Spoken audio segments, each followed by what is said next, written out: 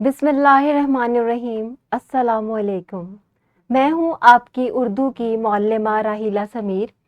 جیسے کہ آپ کو معلوم ہے ہم پڑھ رہے ہیں اردو جماعت ہفتم۔ ہمارا دوسرا سبق ہے نعت۔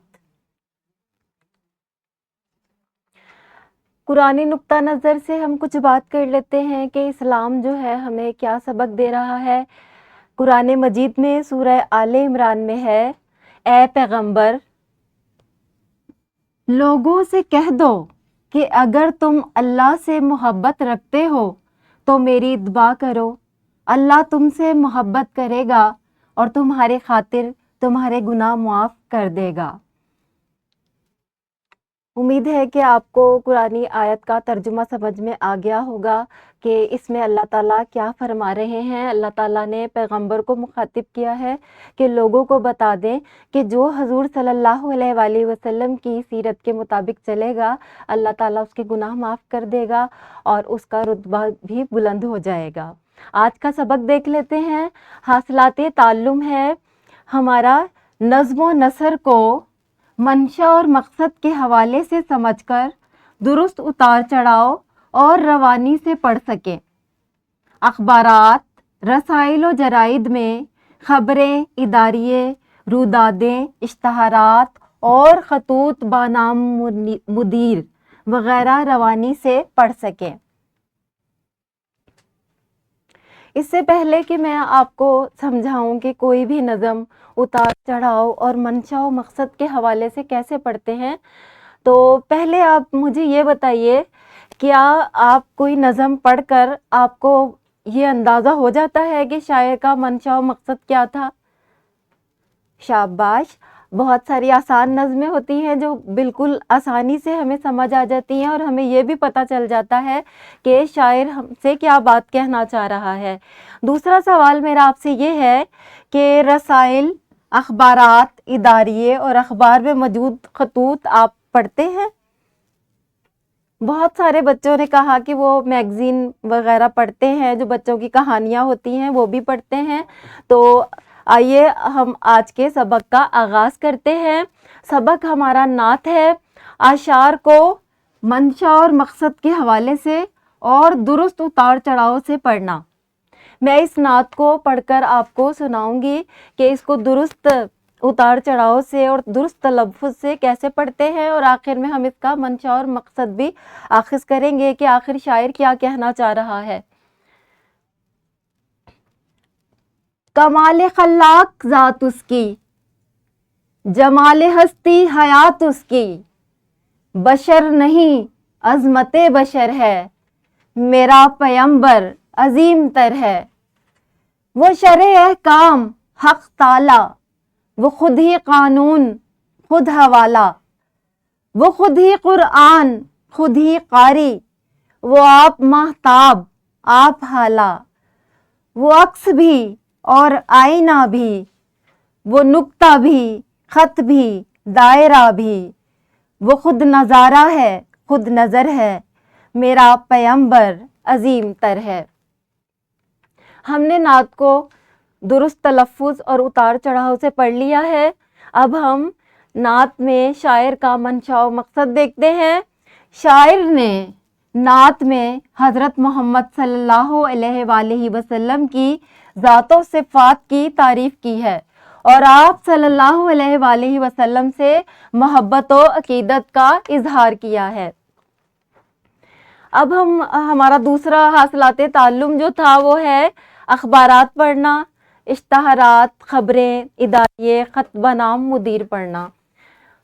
آپ مجھے یہ بتائیے کہ آپ میں سے کون کون سا بچہ ایسا ہے جسے مطالعہ کرنے کی عادت ہے؟ شاباش! بہت سارے بچے جو ہیں وہ کتابیں بھی پڑھتے ہیں اور اخبارات بھی پڑھتے ہیں۔ تو آپ مجھے یہ بتائیے کہ مطالعہ کرنے کا کیا فائدہ ہوتا ہے؟ شاباش! آپ نے بالکل صحیح بتایا کہ مطالعہ کرنے سے ایک تو ذخیرہ الفاظ میں اضافہ ہوتا ہے، دوسرا املا کی اغلاط ہماری درست ہو جاتی ہیں، تیسری بات یہ ہے کہ ہمارے علم میں بہت زیادہ اضافہ ہوتا ہے۔ تو مطالعہ جو ہے وہ بہت اچھی عادت ہے. ہم چاہتے ہیں کہ آپ اپنی درسی کتابوں کے علاوہ اشتہارات بھی پڑھیں، اخبارات پڑھیں، اداریے پڑھیں اور خط بنام مدیر بھی پڑھیں. تو ایک اخبار کا تراشا میں نے لیا ہے. یہ شہ سرخی دیکھیں، پاکستان گنے کی پیداوار میں دنیا کا 5واں ملک بن گیا. بڑی ہی خوش آئند خبر ہے، اور اگر آپ اس کی تفصیل جاننا چاہتے ہیں تو نیچے آپ کو تفصیل سے بھی بتایا گیا ہے. اسی طرح اگر آپ کسی بھی میگزین کا اداریہ پڑھتے ہیں تو اداریہ جو ہے وہ میگزین کا پہلا صفحہ ہوتا ہے. یہ ایڈیٹر نوٹ ہوتا ہے جس کو ہم کہتے ہیں کہ مدیر اپنے قارئین سے بات کرتا ہے. اس میں وہ اپنے یہ جو مہینہ چل رہا ہوتا ہے، جیسے مارچ کا مہینہ ہے تو مارچ میں جو جو واقعات ہوئے تھے یا جو آرٹیکلز، مضامین اس نے اپنے میگزین میں شائع کیے ہیں اس کے متعلق وہ بات کرتا ہے، اپنے قائرین سے مختلف مسائل پر بات کرتا ہے. تو اس کو ہم اداریہ کہتے ہیں. یہ وہی بچے پڑھتے ہیں جو پوری کہانیاں بھی پڑھتے ہیں، پھر آخر میں جا کر وہ اداریہ بھی پڑھتے ہیں. تو یہ بہت اچھی عادت ہے، اداریہ ضرور پڑھنا چاہیے، اس سے ہمارے علم میں اضافہ ہوتا ہے. دوسرا یہ کہ بہت سارے بچے اشتہارات پڑھتے ہیں. اشتہارات میں کیا ہوتا ہے؟ اشتہارات میں کچھ حکومت کی طرف سے بھی ہوتے ہیں، جیسے صنعتی تربیتی پروگرام، صنعت کے مستقبل کی تیاری، نوجوانوں کو صنعتی مہارت فراہم کرنے کا منصوبہ. اسی طرح ایک کلینک کا اشتہار ہے، الحمد ویلفیئر کلینک.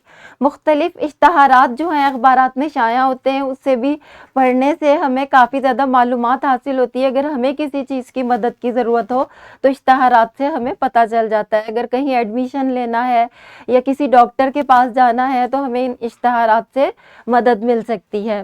اخبار کے مدیر کے نام خط، یہ جو چیز ہے یہ اخبارات میں آپ غور کیجئے گا، پچھلے صفحات پر مدیر کے نام خطوط شائع ہوتے ہیں. ان خطوط میں کیا لکھا ہوتا ہے؟ ان خطوط میں لوگ اپنے مسائل کا ذکر کرتے ہیں، اپنے علاقے کے مسائل کا.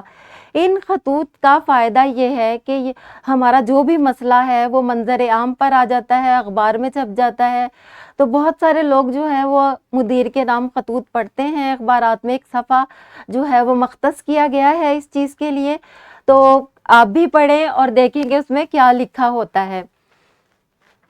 انفرادی سرگرمی آج ہماری ہے، کسی بچوں کے میگزین کا اداریہ پڑھیں اور بتائیں کہ مدیر نے کس موضوع پر بات کی ہے.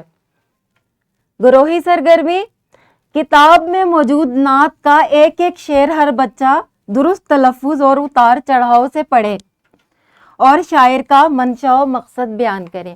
ہر شعر جو ہے ایک بچے نے پڑھنا ہے اور اس میں بتانا ہے کہ شاعر کیا کہنا چاہتا ہے. گھر کا کام، اپنی پسند کی کسی اور شاعر کی نعت کو درست تلفظ، منشا اور مقصد کے حوالے سے پڑھیں اور کمرہ جماعت میں نظم سنا کر شاعر کا منشا اور مقصد بھی بتائیں.